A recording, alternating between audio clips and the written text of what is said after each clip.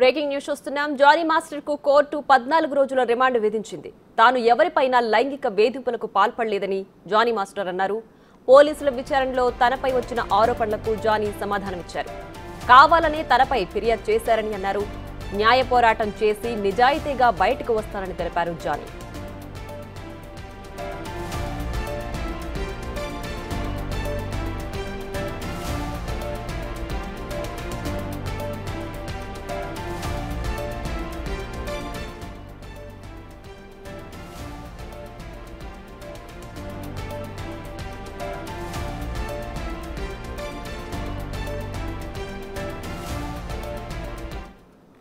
Johnny master కు court 14 రోజుల remand విధించింది.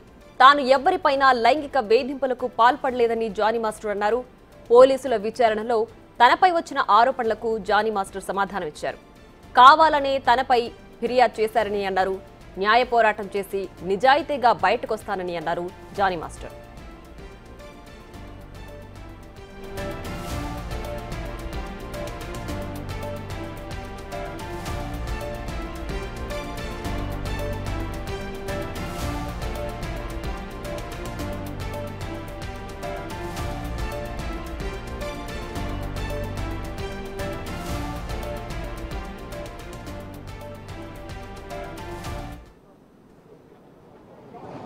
కొంచెం సైడ్ ఏంటి పాప సైడ్ జైలు చేస్తున్నాడు. ఇక జానీ మాస్టర్ పై ఎవరో కావాలనే ఫిర్యాదులు చేశారని తనని ఇరికించారని చూస్తున్నారని జానీ మాస్టర్ తెలిపారు. రైట్, ప్రస్తుతానికి జానీ మాస్టర్ పోలీసుల అదుపులో ఉన్నారు. 14 రోజుల రిమాండ్ విధించింది కోర్టు జానీ మాస్టర్కి. సో నిజాయితీగా పోరాటం చేసి తను బయటకు వస్తానని జానీ మాస్టర్ తెలియజేస్తున్నారు. సో తను కష్టపడి ఫీల్డ్లో ఎదుగుతున్నానని, తనను చూసి ఓర్వలేకనే ఇలాంటి ఆరోపణలు తనపై వస్తున్నాయని జానీ మాస్టర్ తెలియజేశారు. సో జానీ మాస్టర్కి ఈ కేసుకి సంబంధించి 14 రోజుల రిమాండ్ విధించింది కోర్టు. దీనికి సంబంధించి మరింత సమాచారం మా ప్రతినిధి రాణా లైవ్లో అందించడానికి సిద్ధంగా ఉన్నారు. రైట్ రాణా, చెప్పండి. జానీ మాస్టర్కు ప్రస్తుతానికి ఈ కేసుకు సంబంధించి 14 రోజుల రిమాండ్ విధించింది కదా, సో జానీ మాస్టర్ ఏం చెప్తున్నారు? ఎస్ ప్రియా, ప్రస్తుతం మనం విజువల్లో కూడా చూస్తున్నాం. జానీ మాస్టర్ సంబంధించినటువంటి సతీమణి సుమలత బయటకు వస్తుంది. మీడియాని అడ్రస్ చేస్తున్నటువంటి ఆ సిచ్యువేషను, ఆమె మాట్లాడుతుందా లేదనేది కూడా ఒకసారి అర్థంగా మీడియా ప్రతినిధులంతా కూడా గుమికూడారు. అయితే ఆమె మాట్లాడడానికి నిరాకరిస్తుంది. సో ఇప్పుడే జానీ మాస్టర్ని 14 రోజుల పాటు రిమాండ్కి తరలించినటువంటి పరిస్థితి కనపడుతుంది. ఆయన ఇప్పుడే చర్లపల్లి జైలుకి తీసుకెళ్తున్నారు. మీడియా ప్రతినిధులందరూ కూడా ఆమెను చుట్టుముట్టారు. కాకపోతే ఇప్పటి వరకు ఈ ఇంటిపైన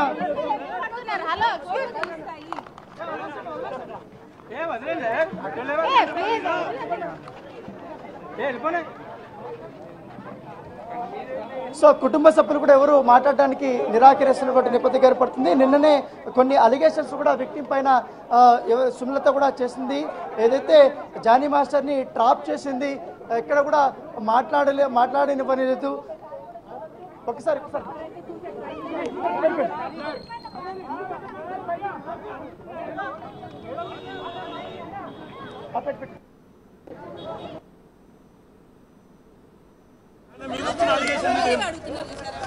ఏదన్నా కోర్టులో ఫైట్ చేస్తారు. ఇప్పుడు 14 రిమాండ్ విధించింది కదా, ఇప్పుడు ఒకవేళ తప్పు చేయకపోతే రిమాండ్ విధించింది కదా. 4 రోజుల పాటు కూడా రిమాండ్ విధించారు. ఇప్పటికే జైలు అయితే మొదటిగా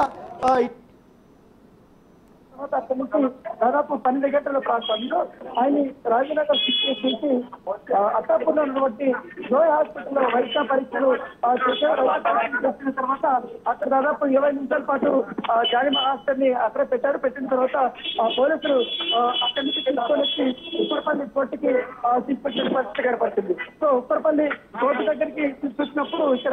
దగ్గరికి తీసుకొచ్చినప్పుడు ఇక్కడ లోపలికి ఎవరిని కూడా అనుమతించలేదు. కేవలం కొంతమందిని మాత్రమే అనుమతించారు.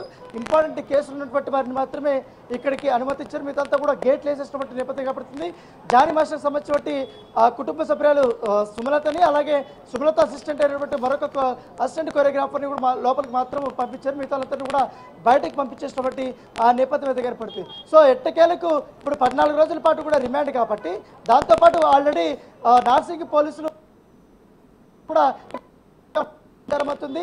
రేపు అది విచారణకు రాబోతుంది. రేపు వాదనలు జరగబోతున్నాయి. సో ఈ వాదనలో జానీ మాస్టర్ తరపు న్యాయవాదులు ఏం చెప్తారనేది కూడా ఒక ఆసక్తికరమైన పరిణామం. దాంతోపాటు రేపు కస్టడీకి ఎన్ని రోజుల పాటు కూడా కోర్టు అనుమతిస్తుంది అనేది కూడా ఒక ఆసక్తికరమైనటువంటి పరిణామంగానే మనం చూడొచ్చు. ఎందుకంటే పోలీసులు మాత్రం 7 రోజుల పాటు కూడా కస్టడీ కోరుతూ కూడా వాళ్ళు పిటిషన్ వేయబోతున్నారు. సో 7 రోజులు మాత్రం కస్టడీకి అనుమతిస్తే మాత్రం అనేక కీలకమైనటువంటి అంశాలు తెరపైకి వచ్చే అవకాశం ఉందని కూడా సమాచారం అవుతుంది. ఎందుకంటే ఇప్పుడే విక్టిమ్ నుంచి కూడా అనేక రకాలైనటువంటి ఎవిడెన్స్ కూడా పోలీసులు సంపాదించారు కాబట్టి వాటిని బేస్ చేసుకొని క్వశ్చన్ చేయబడుతున్నట్టుగా మనకు సమాచారం అవుతుంది. ఎందుకంటే ఇప్పటికే ఈ ఉప్పరపల్లి కోర్టు దగ్గర అనేక ఇతర కేసులు కూడా ఉన్న నేపథ్యంలో ఒక్కసారిగా జానీ మాస్టర్ని ఇక్కడ తీసుకొస్తున్నారు కోర్టు దగ్గర కానీ తెలియగానే ఒక్కసారిగా ఇక్కడ పెద్ద ఎత్తున కూడా ఇతర కోర్టుకు సంబంధించిన మనుషులు కానీ అదే ఇక్కడ ఉన్నటువంటి స్థానికులు వీళ్ళందరూ కూడా వచ్చేయడం జరిగింది.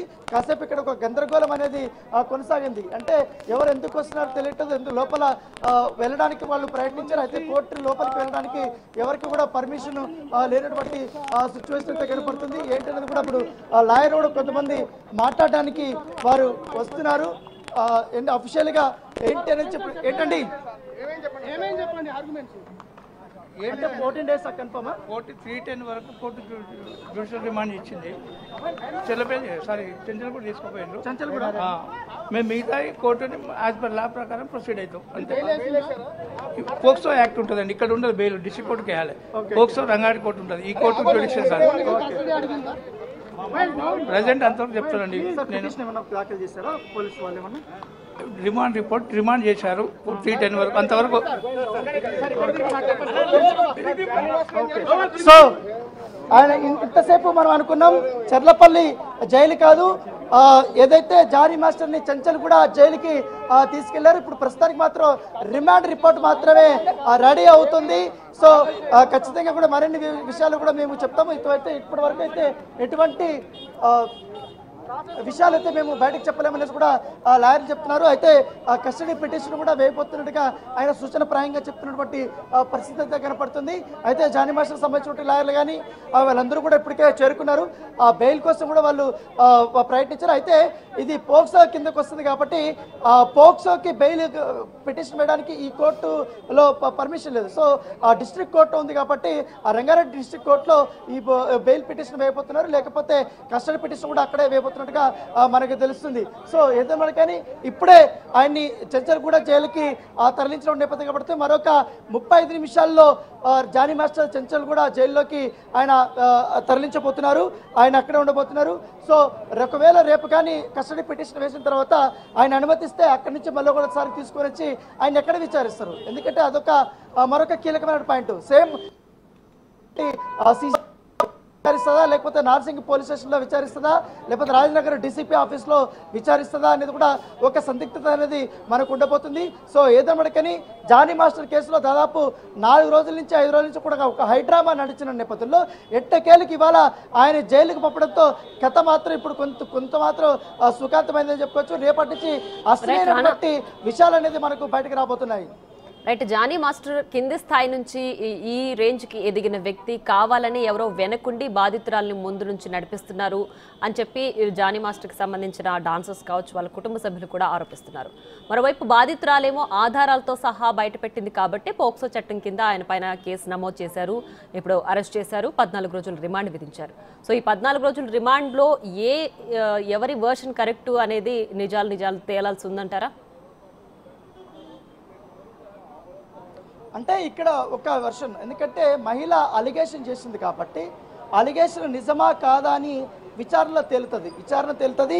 వాళ్ళు విచారణ చేసినటువంటి ఛార్జ్ షీట్ వేసేటప్పుడు అనేక విషయాలు కూడా పోలీసులు ఈ ఇన్వెస్టిగేషన్లో ఎవరెవరిని కలిశారు, ఎవరెవరిని సాక్షులు కలిశారు ఏంటి అన్న దానిపై కూడా వాళ్ళు మొత్తం కూడా ఈ యొక్క ఛార్జ్ షీట్లో వాళ్ళు పెడతారు. అయితే ఇండస్ట్రీలో మనం నిన్నటి నుంచి కూడా చూస్తున్నాం, దాదాపు చాలా వరకు మొన్నటి వరకు పెద్ద విప్పినటువంటి వారందరూ కూడా జానీ మాస్టర్కి అనుకూలంగా మాట్లాడుతున్నారు. ఎందుకంటే జానీ మాస్టర్కి వ్యక్తి బాధితురాలు ఎవరైతున్నారో వాళ్ళిద్దరి మధ్య ఉన్నటువంటి సన్నిహిత సంబంధాల గురించి కూడా వాళ్ళు మాట్లాడుతున్నారు. ఎందుకంటే పొగలే ఇది నిప్పు లేనిదే పొగ రాలేదుగా అన్నట్టుగా వాళ్ళు మాట్లాడుతున్నారు. చాలా మంది కూడా ఇవాళ నార్సింగ్ పోలీస్ స్టేషన్ దగ్గర కూడా వచ్చారు. ఎందుకంటే జానీ మాస్టర్ అంటే మాకు తెలుసు, ఆయన ఎంతమందికి సహాయం చేశారు, ఎంతమందికి కార్డులు ఇప్పించారు, ఆయన ప్రెసిడెంట్ అయిన తర్వాత ఎలాంటి సమూల మార్పులు తీసుకొచ్చారు అనేది కూడా. పైగా ఆయన చదువుకున్నది 3వ క్లాస్ 5వ క్లాస్ సంథింగ్. అంత చిన్న వయసులో నుంచి కేవలం అంత తక్కువ చదువుకున్నా కూడా బాలీవుడ్ స్థాయిలో, ఎందుకంటే అంత పెద్ద super star, India super star ఎవరైనా చెప్పంటే ప్రత్యేకంగా చెప్పాల్సిన సల్మాన్ ఖాన్తో కూడా కొరియోగ్రఫీ చేసేంత ఛాన్స్ వచ్చింది. సో ఎన్నో సూపర్ డూపర్ హిట్లు కూడా ఆయన అందించారు. అంత ఎత్తుకు ఎదిగినటువంటి ఆయన పైన ఈ రకమైన అలిగేషన్ చేసి ఆయన్ని కావాలనే ఒక ట్రాప్లోకి ఇరికిచ్చారనేది కూడా ఆయన అభిమానులు కానీ ఆయన కుటుంబ సభ్యులైనటువంటి సుమలత కానీ కూడా చెప్తున్నటువంటి నేపథ్యంగా పడుతుంది. సో ఎట్టగానికి రేపు కస్టడీకి అనుమతిస్తే మాత్రం ఖచ్చితంగా వీటిపైన కూడా ఆయన చెప్పే స్టేట్మెంటు, బాధితురాలు చెప్పే స్టేట్మెంటు, ఆమె సమర్పించినటువంటి ఏవైతే ఆధారాలు అవన్నీ చూసుకున్న తర్వాత అవన్నీ కూడా కోర్టుకి అయితే పోలీసులు సబ్మిట్ చేయన్నారు. కోర్టులో వాదనలు చేసిన తర్వాత ఎవరు తప్పు ఎవరు తప్పు, ఎవరు ఒకవేళ నిజంగానే జానీ మాస్టర్ తప్పు చేస్తే ఆయనకి ఎంతవరకు కూడా శిక్ష విధించే అవకాశం ఉంది. ఎందుకంటే పోక్సో లాంటి చట్టాల్లో ఒకవేళ నేరం రుజువైతే దాదాపు 7 సంవత్సరాల పాటు కూడా జైలు శిక్ష పడే అవకాశం ఉంది. సో ఆయన పోక్సో కిందకి ఇది వస్తుందా రాదని కూడా కోర్టులో చూడాలి. ఎందుకంటే సెక్షన్ అయితే పెట్టారు. ఎందుకంటే బాధితురాలే తనకు వచ్చినప్పుడు నాకు 16 సంవత్సరాల నుంచి కూడా తన పైన లైంగిక దాడి చేస్తున్నారనేసి ఆమె చెప్తున్నప్పుడు కంపల్సరీ పోలీసులు అనేది కేసు బుక్ చేయాల్సిన పరిస్థితి ఉంటుంది. సో దానికి సంబంధించిన ప్రాథమిక ఎవిడెన్స్ కూడా వాళ్ళు సంపాదిస్తారు. ఎందుకంటే ఆమె ముంబైలో ఉన్నప్పుడు నా పైన అఘాయిత్యం జరిగిందని కూడా చెప్తుంది. కాబట్టి స్పష్టంగా ముంబైకి ఎప్పుడు వెళ్ళారు ఏంటి అనేది కూడా, ఏ హోటల్ ఏంటి అనేది కూడా మొత్తం కూడా పోలీసులు వివరాలు సేకరించినప్పుడు నేపథ్యంగా పడుతుంది. అయితే ఈమె జానీ మాస్టర్ దగ్గర చేరినప్పుడు సమయము, అప్పుడు ఆమె వయసు ఎంత, ఇప్పుడు ఎంత వయసు ఎంత, అప్పుడు నిజంగానే కలిసిన సమయంలో నా పైన అఘాయిత్యం జరిగిందా, లేకపోతే వాళ్ళిద్దరి మధ్య సాన్నిహిత సంబంధాలు ఏర్పడిన తర్వాత జరిగిందా ఏంటి అనేది కూడా పోలీసులు విచారణలు అయితే తేల్చిపోతున్నారు. రైట్. అయితే గత 5 ఏళ్లుగా కూడా ఆ బాధితురాల పైన రేప్ జరిగిందని చెప్పి బాధితురాలు చెప్తున్నారు. సో ఆధారాలతో సహా బయట పెడుతున్నారు. మరి ఈ కేసుకు సంబంధించి జానీ మాస్టర్ నేను నిజాయితీగా ఫైట్ చేసి బయటకు వస్తానని చెప్తున్నారు. సో ఇది రేప్ కాదు, ఈ 5 ఏళ్లలో ఎలాంటి సంబంధం లేదని చెప్పడానికి జానీ మాస్టర్ దగ్గర అలాంటి ఆధారాలు ఉన్నాయనుకోవచ్చా?